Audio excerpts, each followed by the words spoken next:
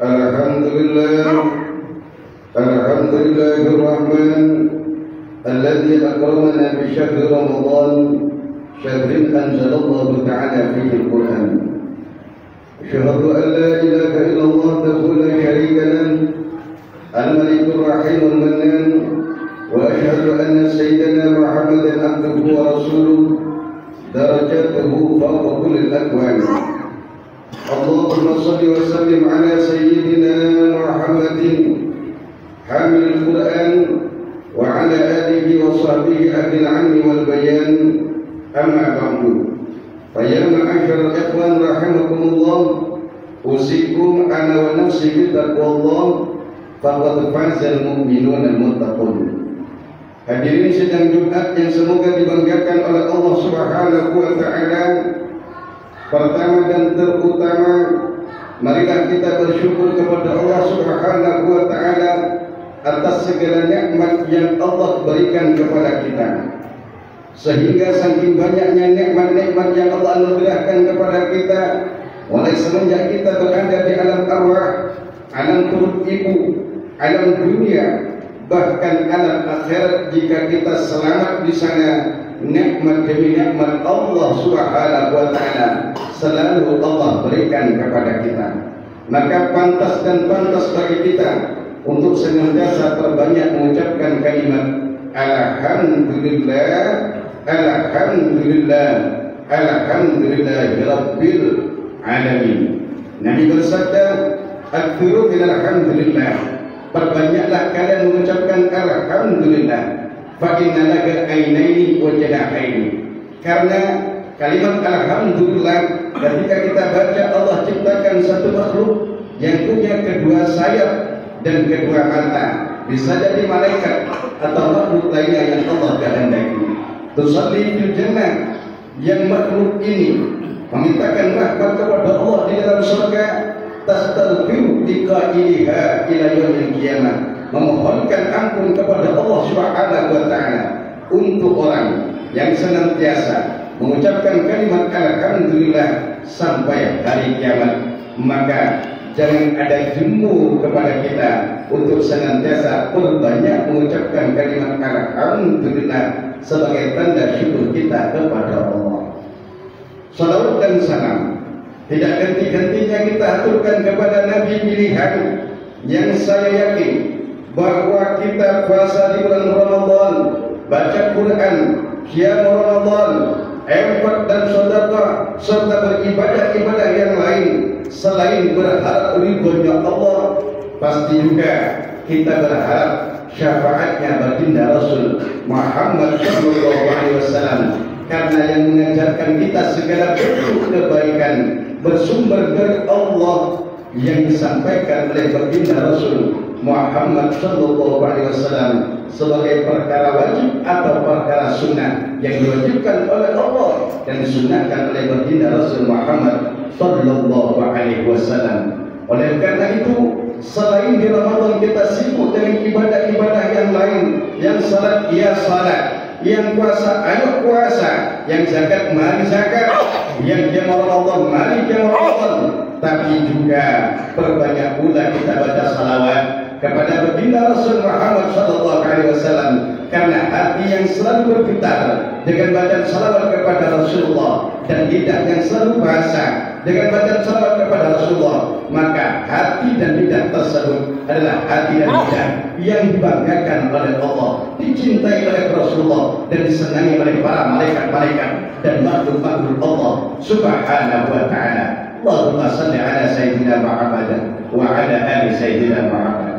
Hadirin para pemirsa yang semoga dirahmati oleh Allah Subhanahu wa taala, bulan Ramadan diwajibkan oleh Allah atas kita, tidak ada lain tujuan Allah agar menjadikan kita hamba-hamba yang bertakwa.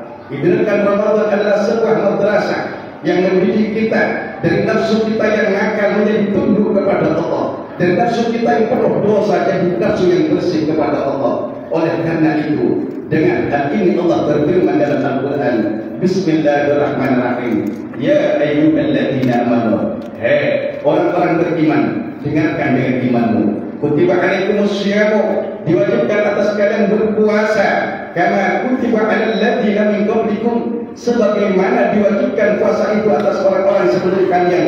Puasa jangan merasa minder, bukan hanya diwajibkan untuk kita, orang-orang terdahulu juga berjuang lapar, juga berjuang haus, juga berjuang meninggalkan hal-hal yang diharamkan oleh Allah demi untuk mendekatkan diri kepada Allah, dan hal itu diturunkan oleh Allah kepada kita sebagai umatnya Nabi Muhammad SAW yang memiliki kemuliaan-kemuliaan yang luar biasa yang tidak diberikan oleh Allah kepada umat-umat terdahulu. Dengan apa diantaranya? Dengan puasa di bulan Ramadan. Untuk apa Allah wajibkan? La'allakum tattaqun, agar kalian, kita semua menjadi hamba-hamba yang beriman, setelah beriman bertakwa kepada Allah, laksanakan perintah Allah, menjauhi larangan Allah Subhanahu wa taala. Apabila tugas kita sebagai hamba laksanakan perintah Allah, menjauhi larangan Allah, maka jangan khawatir tentang rezeki kita, jangan khawatir tentang usaha kita, jangan khawatir tentang ekonomi kita. Insya Allah, Allah lah yang akan mengurusnya. Karena Allah sudah akan pernah berfirman kepada dunia, ya dunia, wahai dunia, ukdumi man khadamani, layanilah hamba-hamba yang melayaniku, kata Allah. Ketika kita melayani Allah, maka dunia akan mendekat kepada kita, menjadi pelayan kita. Tapi ingat, wastaqdimi man khadamani, mintalah engkau pelayanan, mintalah engkau menjadi pembantu kepada orang-orang yang mereka sangat melayanimu. Oleh karena itu, berubah mindset kita, layani Allah, laksanakan perintah Allah, jauhi larangan Allah. Yang Allah perintahkan salat, bukan hanya di Ramadan saja kita salat, tapi dengan Ramadan kita diajarkan oleh Allah yang salat agar lebih khusyuk salatnya, sehingga di malam kita disunahkan untuk salat isya berjamaah, salat tarawih, salat witir, salat tahajud. Agar apa? Nafsu yang kemarin malas untuk salat 2, 3 atau 4 rakaat setelah Ramadan lebih tenang dia, lebih anteng dia, lebih khusyuk dia untuk menghadap Allah-Nya.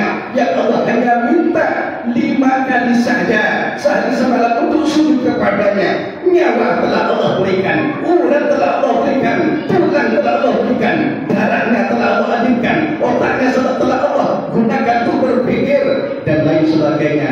Ketika kita menghadapi nikmat-nikmat tersebut, ternyata ibadah kita terlalu sedikit untuk mensyukuri nikmat Allah Subhanahu wa taala. Kemudian di Ramadan Allah didik kita agar dekat dengan Quran, sehingga Ramadan disebut syahrul Quran, bulan Quran. Dan memang Allah berfirman di ayat yang lain, syahrul Ramadan alladzi unzila fil Quran. Bulan Ramadan adalah bulan yang diturunkannya kitab Al-Quran, yang di masjid-masjid, di musola-musola, di telinga kita dikenal Rasul Quran itu pada malam ke-17 Ramadan. Kok bisa? Ya, pertama kali Al-Quran diturunkan kepada Nabi pada tanggal 17 Ramadan. Adapun Quran secara global, menurut tafsir munirnya Syekh Al-Bantani dan tafsirnya Al-Jalaluddin Al-Ma'ali As-Suyuti, di sana dijelaskan bahwasanya Quran diturunkan oleh Allah Subhanahu wa taala secara global dari Lauhul Mahfuz ke langit kepada malaikat Jibril, diturunkan ke langit dunia di sebuah tempat yang bernama Baitul Izza. Lalu dari tempat tersebut diingatkan oleh malaikat Jibril alaihissalam kepada malaikat Sakharah di Baitul Izza tersebut. Dari Baitul Izza langit dunia ini diturunkanlah oleh Allah Subhanahu wa taala kepada Nabi kita, Nabi besar Muhammad sallallahu alaihi wasallam, melalui malaikat Jibril sebagai wahyu agung dari Allah dalam jangka waktu 23 tahun semasa kenabian baginda Rasul Muhammad sallallahu alaihi wasallam, tergantung kebutuhan yang dihadapi oleh Rasulullah sallallahu alaihi wasallam. Ayat pertama kita sudah kenal, Iqra bismi rabbikal ladzi khalaq, dan seterusnya. Baca kekuasaan Allah yang tertulis di Quran, yang terlihat yang di alam raya ini. Lihat kekuasaan Allah di tubuh kita. Wa fi anfusikum afala tubsirun. Dalam diri kamu banyak kekuasaan Allah. Allah berikan mata bisa melihat, Allah berikan telinga telinga bisa mendengar, Allah berikan anggota tubuh bisa bermanfaat. Apalah bersiul? Tidakkah kalian melihat? Tidakkah kalian berpikir? Tidakkah kalian menggunakan hal itu cuma untuk kebaikan? Sementara setiap gerakan kebaikan yang kita gunakan, baik dengan kekuatan kita, jabatan kita, pengetahuan kita, dan harta kita, pasti semua itu kembali kepada kita, bukan untuk orang lain, dari kita, untuk kita. Kata Allah, in ahsantum ahsantum li anfusikum. Jika kalian berbuat baik, maka sesungguhnya kalian berbuat baik untuk diri kalian, bukan untuk orang lain. Wa in ahsantum falaha. Tapi jika kita berbuat buruk, maka keburukan kita bukan untuk orang lain, tapi buruknya kita selain bahaya kepada orang lain, tapi bahaya terbesar keburukan kita adalah menimpa kita sendiri. Oleh karena itu, sebisa mungkin jauhi keburukan-keburukan, terutama keburukan yang berhubungan langsung dengan makhluk-makhluk Allah yang lain. Seperti apa misalnya? Mabuk-mabukan, tawuran, narkoba, mencuri, merampok, menipu, memfitnah, menganiaya dan lain sebagainya. Apalagi di bulan suci Ramadan. Maka oleh karena itu kata Allah, kata Nabi, Iqra'ul Quran, baca Quran, wa innahu ya'ti yawmal qiyamati ala ashabihi. Quran itu kelak akan datang di hari kiamat seraya menolong bagi orang-orang yang ahli mempelajarinya, ahli membacanya, ahli mengamalkannya, ahli mengajarkannya, ahli mendakwakannya, ahli menghafalkannya. Bukan hanya yang hafal Quran saja, tidak. Kemudian kalau kita memang tak bisa baca Quran seperti mereka yang ahli menghafalkan Quran, orang-orang tua kita mengajarkan kita setiap malam Jumat kadang kumpulan mereka baca surah Yasin. Kenapa baca surah Yasin? Ya, Yasin Quran, Yasin Hadis Quran. Baca Yasin satu kali sama dengan baca Quran 2 kali hataman. Oh, tak mampu karena kita bekerja keras, kita kuli bangunan, petani, kantoran, supir, tak mampu kemana-mana. Allah ajarkan yang lebih pendek lagi apa? Perbanyak baca suratul Ikhlas. Bismillahirrahmanirrahim. Qul huwallahu ahad, Allahu samad, lam yalid wa lam yulad wa lam yakul lahu kufuwan ahad. Kata Nabi, man qara Quran, man qara suratul Ikhlas, man qara suratul Ikhlas, annama qira'atul Quran. Barang siapa baca suratul Ikhlas 1 kali sama dengan membaca seperti Al-Quran. Kalau baca 2 kali, membaca Quran, baca 3 kali, maka annama Quran ajma, sama dengan membaca seluruh Al-Quran. Jadi yang sibuk-sibuk bekerja, ayo perbanyak baca suratul Ikhlas. Baca suratul Ikhlas, insya Allah. Kenapa disebut suratul Ikhlas? Memurnikan, meselamatkan. Insya Allah orang yang ahli baca suratul Ikhlas mati di kuburan, insya Allah diselamatkan oleh Allah dari siksa kubur. Masuk ke akhirat, insya Allah dimasukkan oleh Allah, diselamatkan oleh Allah dari siksa neraka. Maka perbanyak suratul Ikhlas, Bismillahirrahmanirrahim dan seterusnya. Bagi kita yang sibuk-sibuk, tak bisa baca Quran seperti mereka yang ahli baca Quran, perbanyak selain amalan-amalan sedekah, amalan-amalan infak bagi yang kaya, amalan-amalan mengajar bagi yang punya ilmu, amalan-amalan membantu orang bagi yang kuat dan bertenaga, amalan-amalan menggelontorkan dana-dana sosial bagi yang pejabat. Ayo perbanyak pula baca surah dan Ikhlas.